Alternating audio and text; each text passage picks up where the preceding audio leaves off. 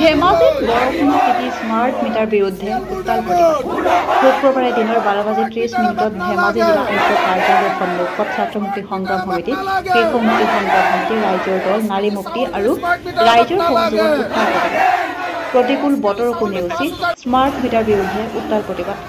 অতি সোনকালে smart meter বন্ধ নকৰিলে ভয়ংকৰ প্ৰতিবাদ কৰাৰ ভূমিকা প্ৰদান কৰে প্ৰতিবাদকাৰীয়ে আজি সমগ্ৰ অসমতে আমি কৃষক মুক্তি সংগ্ৰাম সমিতিয়ে আৰম্ভ কৰিছিলোঁ ইয়াৰ পিছত এতিয়া সমগ্ৰ অসমতে স্মাৰ্ট মিটাৰ বিৰুদ্ধে ৰাইজ ওলাই আহিছে আমি আপোনালোক সকলোৱে জানে যে অসমৰ অৱস্থা এনে বেয়া সৌ সিদিনালৈকে বানপানী অসম জুৰুলা কৰিছে আজি প্ৰেছাৰৰ দৰৱৰ পৰা দৰৱৰ পৰা আপোনালোকে জানে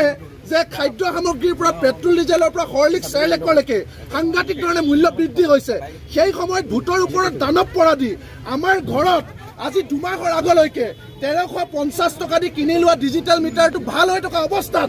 অপ্ৰয়োজনীয়ভাৱে কেৱল কোম্পানীৰ স্বাৰ্থত আমাৰ ঘৰত এটা ডকাইত লগাই দিছে যাৰ নাম স্মাৰ্ট মিটাৰ যিটো মিটাৰ লগোৱাৰ পাছত 100 টকা বিল 1000 টকা হৈছে 200 টকা বিল 2000 টকা হৈছে একেই দুটা লাইট দুখন ফেন টকাৰ অৱস্থাত সাংঘাতিক ধৰণে 10 গুণ 15 গুণ 20 গুণ পৰ্যন্ত স্মাৰ্ট মিটাৰ জৰিয়তে আমাৰ পকেট মাৰা হৈছে এইটো আমি কেতিয়াও মানি নলওঁ আজি এপিডিচিএল শুই আছে এপিডিচিএলৰ কোনো উত্তৰ নাই এপিডিচিএলৰ চেয়াৰমেন এছ আব্বাসিক আজি মৌন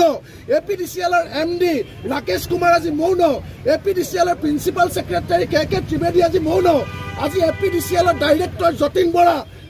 বৰাৰ কোনো মতলব নাই যতীন বৰাক আমি সুধিছোঁ আপুনি এটিএনচি লছ কি জানে নে নাজানে আপুনি ফিডাৰ মিটাৰিং চিনি পায় নে নাপায় আপুনি ট্ৰেন্সফৰ্মাৰ মিটাৰিং চিনি পায় নে নাপায় আপুনি কেৱল দালালি কৰা আৰু দালালি কৰাৰ বাদে একো নাজানে আপুনি ভ্ৰাম্যমানত ব্যস্ত থাকক নায়ক হ'ব খুজি খলনায়ক চিনেমা কৰি থাকক আমাৰ ডাইৰেক্টৰ হ'ব নালাগে এপিডিচিএলৰ পৰা পদত্যাগ কৰক আৰু এপিডিচিএলে সাধাৰণ মানুহক যে লুণ্ঠন চলাইছে ইয়াৰ বিৰুদ্ধে ৰাইজ ওলাই আহিছে আৰু আমি কোনো কাৰণত স্মাৰ্ট মিটাৰ মানি নলওঁ যিমান 29 লাখ স্মাৰ্ট মিটাৰ অসমত লগালে প্ৰতিটো স্মাৰ্ট মিটাৰ খুলি পেলাব লাগিব অন্যথা কৃষক মুক্তিয়ে ৰাইজক লৈ ঘৰে ঘৰে গৈ আমি স্মাৰ্ট মিটাৰ খুলি আনি এপিডিচিএলৰ কাৰ্যালয়ত দলিয়াই দিম তাৰ কাৰণে এপিডিচিএল জগৰীয়া হ'ব তাৰ কাৰণে বিজেপি চৰকাৰ জগৰীয়া হ'ব শক্তি বিভাগ জগৰীয়া হ'ব এইটো স্পষ্ট কথা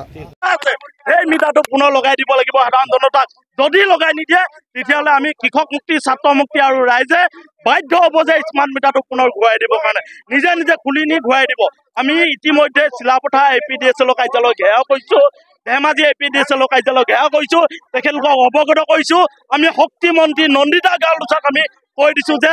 স্মাৰ্ট মিটাৰ তেখেতলোকে বন্ধ কৰক ঘূৰাই নিয়ক স্মাৰ্ট মিটাৰ জৰিয়তে লুণ্ঠন নচলিব ঠিকাদাৰক এতিয়া গোটেই আমাৰ চৰকাৰী ব্যৱস্থাটো বিক্ৰী কৰি দিছে আপোনালোকে জানে যে আমাৰ সম্পদবোৰ এই বিজেপি চৰকাৰখন শাসনলৈ অহাৰ পিছতে আমাৰ ৰাজহুৱা সম্পদবোৰ তেখেতলোকে ঠিকাদাৰক দি দিছে ব্যক্তিগত কোম্পানীক দি দিছে ফলত এতিয়া আমাৰ সাধাৰণ জনতা মুক্ত মনে জীয়াই থাকিব নোৱাৰা হৈছে প্ৰতি মুহূৰ্তত লুণ্ঠন আজি মূল্য বৃদ্ধিৰ ক্ষেত্ৰত যদি আপোনালোকে চাই সামগ্ৰী কিনিব নোৱাৰে এক পৰিৱেশ বজাৰলৈ গ'লে যেন জুই জ্বলি আছে বজাৰত তেনেকুৱা এটা পৰিৱেশ গতিকে আজি আমি কৃষক মুক্তি ছাত্ৰ মুক্তি ৰাইজৰ দলে জিলা আয়ুক্ত কাৰ্যালয় ঘেৰাও কৰিছোঁ আৰু আজি আমি শেষ শক্তি আনি দিছোঁ